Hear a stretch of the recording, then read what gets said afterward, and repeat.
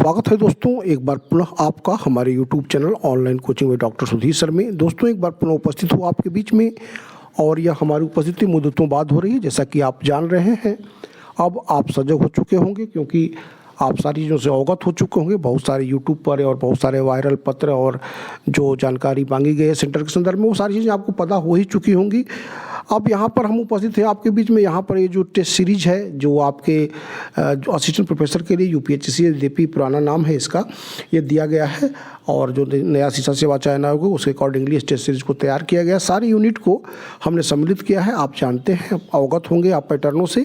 आइए आकलित करिए अपने आप को और पैटर्नों से अवगत होइए। स्टार्ट क्विज दबाते ही सारी फॉर्मेलिटी पूरी हो जाएगी। यहाँ देखिए डिटेल फिलअप करना है और इस तरह से आप फिलअप करेंगे और आगे बढ़ते हैं। स्टार्ट क्विज दबाने के बाद ही आप प्रश्न देखेंगे। आप उत्तर प्रदेश सरकार द्वारा हाल ही में प्रारंभ की गई कार्बन फाइनेंस योजना का संबंध निम्न में से किसके वृद्धि से है? 4 ऑप्शन यहाँ पर दिखाई दे रहे हैं आपको।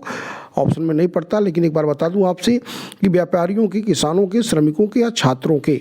दोस्तों किसानों के आय की वृद्धि के लिए कार्बन फाइनेंस योजना की शुरुआत उत्तर प्रदेश सरकार द्वारा की गई है। यह पर्यावरणीय संबंधों से इसका संबंध है। और एक चीज़ ध्यान में रखिएगा, मैंने बार बार आपसे कहा है कि अगर उत्तर प्रदेश में आप प्रोफेसर बनने जा रहे हैं तो उत्तर प्रदेश से संबंधित योजनाओं उत्तर प्रदेश में क्रियान्वित हो रही है। अब बहुत सारी जो भी नई संरक्षण योजनाएं, बहुत सारी जो चीज़ें एस्टेब्लिश की जा रही हैं उसको आप ज़रूर अपने जहन में रखिएगा। हमारे साथ बने रहेंगे तो ऐसे भी बहुत सारी चीज़ें आपको पता चलती ही रहेंगी। बहरहाल बढ़ते हैं दूसरे प्रश्न की तरफ। दूसरा प्रश्न देखिए, कह रहा है, करंट अफेयर से है। मई 2024 में बंगाल की खाड़ी में आए चक्रवाती तूफान रेमल, जिसने पश्चिम बंगाल राज्य को बुरी तरह से प्रभावित किया, का नामकरण किस देश ने किया था? दोस्तों अगर यह पूछता है कि यह तूफान कौन सा था तो रेमल किस क्षेत्र में आया था? अरबियन सी में आया था या बे ऑफ बंगाल में? तो बे ऑफ बंगाल में आया था। किस राज्य को प्रभावित किया बुरी तरह से? तो पश्चिम बंगाल को। और नामकरण किसने किया था? तो दोस्तों इसका नामकरण ओमान ने किया था। ओमान सही, इसका सही जवाब है। इससे अभी कुछ दिन पहले ही अभी दाना एक तूफान आया था, आप अवगत होंगे, जिसका नामकरण कतर ने किया था। तो यहाँ ओमान के साथ आप आगे बढ़ सकते हैं। बढ़ेंगे तीसरे प्रश्न की तरफ। और तीसरा प्रश्न देखिए, किस देश ने, यह इंटरनेशनल करंट अफेयर से है, किस देश ने दुनिया की पहली AI राजनयिक प्रवक्ता विक्टोरिया सीसे को प्रस्तुत कर तकनीकी के क्षेत्र में नया इतिहास रच दिया? Which country created new history in the field of technology introducing the world first AI diplomatic spokesperson Victoria सीसे? यहाँ पर देखिए USA, यूक्रेन, चीन और फ्रांस। यूक्रेन दोस्तों इसका सही जवाब है। यूक्रेन के साथ आप आगे बढ़ सकते हैं और हम बढ़ेंगे चौथे प्रश्न की तरफ। और चौथा प्रश्न यहाँ पर देखिए, एक बार पुनः आपके करंट अफेयर से। यहाँ पर मैंने इसको रख दिया है क्योंकि लास्ट टाइम एक प्रश्न आया था कि उस संस्था की स्थापना किस ईयर में हुई थी। यहाँ पर मैंने पहले ही बता दिया कि इंटरनेशनल मॉनेटरी फंड, जिसकी स्थापना 1944 में हुई थी, का प्रथम उप प्रबंध निदेशक किसे नियुक्त किया गया है? तो प्रथम उप प्रबंध निदेशक की बात की जा रही है यहाँ पर, आप देखिए। और यह भारत के लिए गौरव की बात है, गीता गोपीनाथ बी इसका सही जवाब हुआ। गीता गोपीनाथ IMF की पहली महिला उप प्रबंध निदेशक नियुक्त करी गई हैं। और अजय बंगा को तो आप जानते हैं, अजय बंगा भी भारतीय अमेरिकी हैं, जिसे विश्व बैंक का 14वां अध्यक्ष बनाया गया है। और लॉरेन हार्वर्ड, यहाँ जो तीसरा ऑप्शन देख रहे हैं, ओलंपिक हिस्सा लेने वाले पहली ट्रांसजेंडर थे। और टेड्रोस एघानेम, ये तो निदेशक, महानिदेशक विश्व संगठन WHO के। बहरहाल गीता गोपीनाथ से आप अवगत हो चुके होंगे। इस तरह से ट्रेंड से आप अवगत होते रहिए क्योंकि इस तरह के प्रश्न आयोग का चयन आयोग निश्चित तौर पर करता है। आगे बढ़ते हैं पांचवें प्रश्न की तरफ। और पांचवा प्रश्न देखिए, साइंस एंड टेक्नोलॉजी आपके सिलेबस का हिस्सा है और उसी को लेकर के प्रश्न का निर्माण किया गया है। हाल ही में किस देश के वैज्ञानिकों ने ब्रह्मांड में पृथ्वी के समान जल की संभाव्यता वाले, ब्रह्मांड में पृथ्वी के समान जल की संभाव्यता वाले ग्रह की खोज की है, जिसे सुपर अर्थ का नाम दिया है? दोस्तों यहाँ पर 4 ऑप्शन आपको दिखाई दे रहे हैं, जिसमें नासा USA सही जवाब हुआ। नासा आप जानते हैं कि ये अमेरिका की USA की जो स्पेस एजेंसी है, और CNSA चाइना की है, JAXA जापान की, और इसरो तो भारत से आप अवगत हो। बहरहाल USA नासा इसका सही जवाब हुआ। बढ़ेंगे अगले प्रश्न की तरफ। अगला प्रश्न देखिए, स्पोर्ट्स भी आपके सिलेबस का हिस्सा। और एक चीज़ मान के चलिए, मैंने बार बार आपसे कहा था कि आपको बहुत परेशान होने की आवश्यकता नहीं है 30 प्रश्नों को लेकर के। यद्यपि यूट्यूब पर और रोज़ मैं अवगत आपके बीच उपस्थित नहीं हो पाता हूँ। मैंने बताया भी था, न तो मुझे व्यू की आवश्यकता है और न ही मैं रोज़ एक ही तरह के मटेरियल के साथ उपस्थित हो सकता हूं, क्योंकि क्वालिटेटिव चीज़ें प्रोवाइड करने की मेरी परंपरा रही है और मैक्सिमम गेन आप कर पाएँ, या मैं चाहता हूं कि 25+ आप गेन कर पाएँ। लिहाजा जीको को लेकर के बहुत ज़्यादा परेशान न हो आप। मेरे साथ अगर बने रह रहे हैं सो फार सो गुड, नहीं तो यूट्यूब पर भी आप हमारे साथ बने रहें।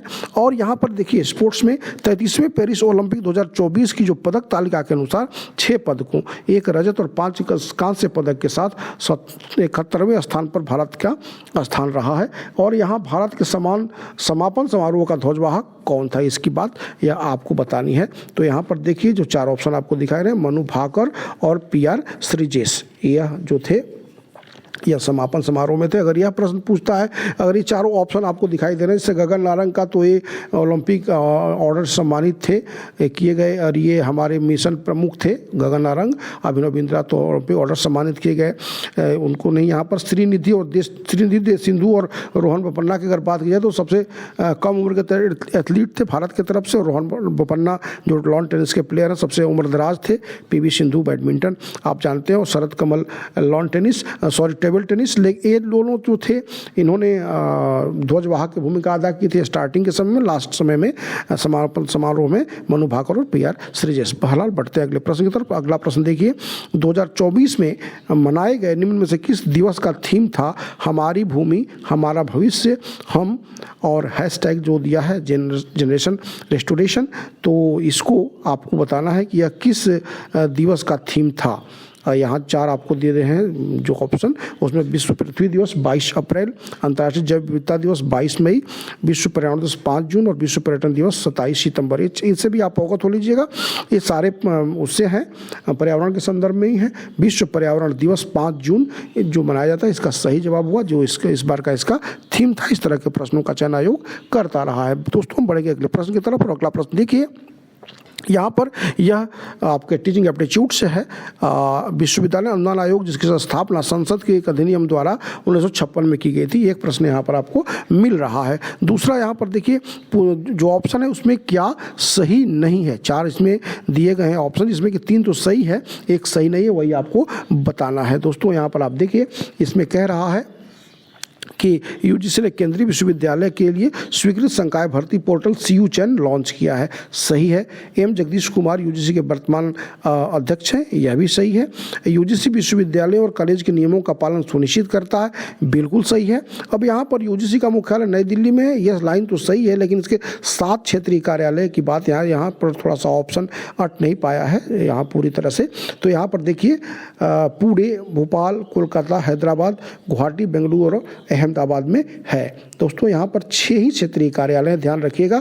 अहमदाबाद क्षेत्रीय कार्यालय नहीं है, लिहाजा यह लाइन गलत है, यानी डी के साथ आप आगे बढ़ सकते हैं। हम बढ़ेंगे अगले प्रश्न की तरफ। अगला प्रश्न देखिए, यह बहुत महत्वपूर्ण प्रश्न है, 9वां प्रश्न, और इस तरह के प्रश्नों का चयन आयोग कर सकता है, अपने जहन में रखिएगा, क्योंकि मैं बार बार आपसे कहता हूँ कि आप क्या हैं यह बहुत ज़रूरी नहीं है, आप क्या बन सकते हैं मायने रखता है। और उस तरह के प्रश्नों को अगर आप आकलित करते हुए आगे बढ़ते हैं तो बहुत ज़्यादा भटकने की ज़रूरत नहीं है 30 प्रश्नों के लिए, क्योंकि आपकी जो 30 प्रश्न है वो सामान्य ज्ञान के ही प्रश्न होते हैं।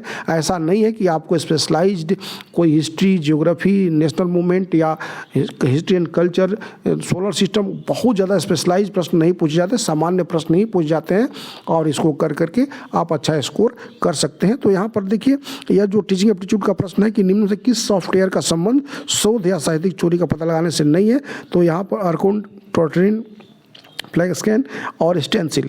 तो इसमें 3 जो हैं वो पता लगाने के लिए शोध या साहित्यिक चोरी से, लेकिन जो तीसरा है वह ग्राफिक डिजाइन के लिए स्टेंसिल, लिहाजा यह एक गलत ऑप्शन हुआ। तो आप डी के साथ आगे बढ़ सकते हैं, डी इसका सही जवाब हुआ। और हम बढ़ेंगे अगले प्रश्न की तरफ, और अगला प्रश्न एक बार पुनः आपका टीचिंग एप्टीट्यूड से है। इसमें कह रहा है कि शिक्षण उद्देश्यों के संदर्भ में किसने ज्ञान को सोचने का परिणाम माना तथा मेटाकॉग्निटिव ज्ञान अर्थात कि कैसे ज्ञान की प्राप्ति कैसे की जाए को परिभाषित किया।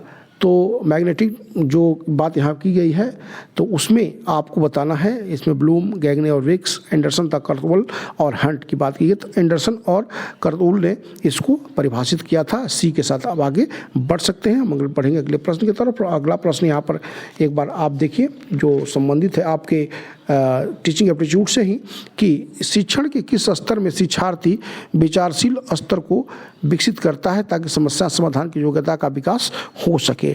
यहाँ पर चार ऑप्शन आपको दिखाई दे रहे हैं, इसमें आपको बताना है चिंतन या विमर्श स्तर इसका सही जवाब होगा। रिफ्लेक्टिव लेवल बी के साथ आप आगे बढ़ सकते हैं और हम बढ़ेंगे अगले प्रश्न की तरफ। और अगला प्रश्न देखिए, ultra large scale integration ULSI, अगर यह एब्रिविएशन पूछता है ULSI का तो एक प्रश्न आपको मिल गया।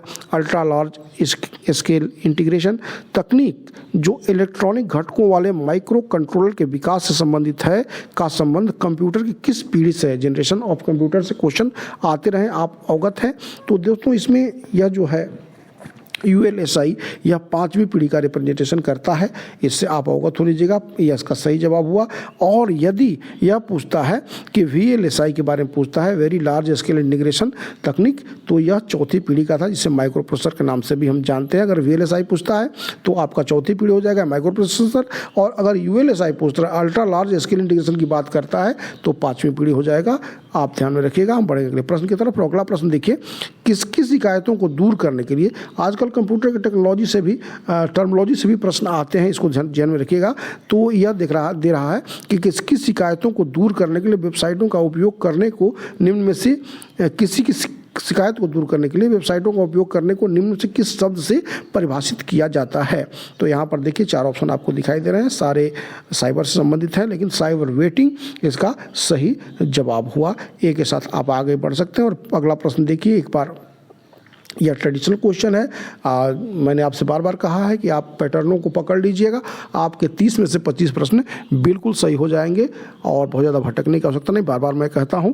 यहाँ पर देखिए कह रहा है internet explorer, file explorer, Apple safari, opera. इसमें फाइल एक्सप्लोरर जो है वह ऐप है, यह वेब ब्राउज़र का उदाहरण नहीं है। बढ़ेंगे अगले प्रश्न की तरफ। और अगला प्रश्न देखिए, कह रहा है सामान्यतः किस प्रोटोकॉल का प्रयोग ईमेल क्लाइंट और मेल सर्वर द्वारा कंप्यूटर के बीच ईमेल के आदान प्रदान के लिए किया जाता है। यहाँ पर 4 ऑप्शन आपको दिखाई दे रहे हैं, जिसमें SMTP, IMAP, POP3 और TCP की बात करी गई। अगर इस तरह के, और इसका अगर यह पूछता है, एब्रिविएशन भी कभी कभी पूछता है आपके ICT में, तो simple mail transfer protocol, IMAP का मतलब internet message access protocol, POP post office protocol और ट्रांसमिशन कंट्रोल प्रोटोकॉल, लेकिन SMTP simple mail transfer protocol, ये इसका सही जवाब हुआ। बढ़ेंगे अगले प्रश्न की तरफ। अगला प्रश्न देखिए, पर्यावरण में वह क्षेत्र जो 2 पारिस्थितिक तंत्र के बीच सीमा संक्रमण के क्षेत्र के रूप में कार्य करता है क्या कहलाता है। दोस्तों ट्रेडिशनल प्रश्न है, इकोटॉन इसका सही जवाब हुआ। बी के साथ हम बढ़ सकते हैं, तेजी से समय बीत रहा है, लिहाजा हमें यथाशीघ्र इसको क्विज को समाप्त करना होगा। अगला प्रश्न देखिए, निम्न में से किस भारतीय क्षेत्र में मैंग्रोव वनस्पति विस्तृत रूप से पाई जाती है। मैंने आपसे बार बार कहा कि अगर आप सावधान होकर के प्रश्नों को सॉल्व करते हैं या फिर तैयारी करते हैं तो मैक्सिमम गेन करेंगे। सुंदरबन इसका सही जवाब हुआ। बी, सी के साथ आप आगे बढ़ सकते हैं। और ये देखिए प्रश्न, मर्केली तथा रिचर स्केल का प्रयोग किस प्राकृतिक आपदा के मापन के लिए किया जाता है। यहाँ पर 4 ऑप्शन आपको दिखाई दे रहा है। इसमें जो मर्केली या रिचर स्केल के द्वारा भूकंप की तीव्रता को मापा जाता है। अब जब ओजोन परत की क्षीणता को मापना हो तो डॉप्सन इकाई का प्रयोग किया जाता है। हरिकेन को साफर सिम्पसन से मापा जाता है। टॉर्नेडो को फुजिटा स्केल से मापा जाता है। लेकिन यहाँ पर बात की जा रही है किसकी, यहाँ पर बात की जाए भूकंप की, तो भूकंप इसका सही जवाब। भूकंप की तीव्रता को रिचर स्केल और मर्केली स्केल से मापा जाता है। बढ़ेंगे हम अगले प्रश्न की तरफ। अगला प्रश्न देखिए, 19वां प्रश्न आपके सामने है, कह रहा है रानी झांसी समुद्री राष्ट्रीय उद्यान कहाँ स्थित है। दोस्तों पर्यावरण में आपको मैन एंड एनवायरनमेंट जो आपका यूनिट है उससे अभयारण्य से राष्ट्रीय उद्यान से निश्चित तौर पर प्रश्न रहता है। और यहाँ पर यह जो रानी झांसी समुद्री राष्ट्रीय उद्यान है वह अंडमान और निकोबार द्वीप समूह में है। एक बात और ध्यान में रखिएगा कि महात्मा गांधी राष्ट्रीय समुद्री उद्यान भी अंडमान एंड निकोबार में है, तो इसको भी अपने ध्यान में रखिएगा। 6 राष्ट्रीय समुद्री राष्ट्रीय उद्यान हैं, तो यहाँ पर रानी झांसी समुद्री राष्ट्रीय उद्यान और महात्मा गांधी 2 वहाँ पे हैं समुद्री राष्ट्रीय उद्यान, उसमें इसका जो सही जवाब हुआ वह अंडमान और निकोबार द्वीप समूह। बढ़ेंगे अगले प्रश्न की तरफ। और अगला प्रश्न देखिए, धान की खेती वाले क्षेत्रों में सामान्यतः किस ग्रीन हाउस गैस का उत्सर्जन होता है। तो धान के क्षेत्र में जो ग्रीन हाउस गैस का उत्सर्जन होता है वह मीथेन का होता है।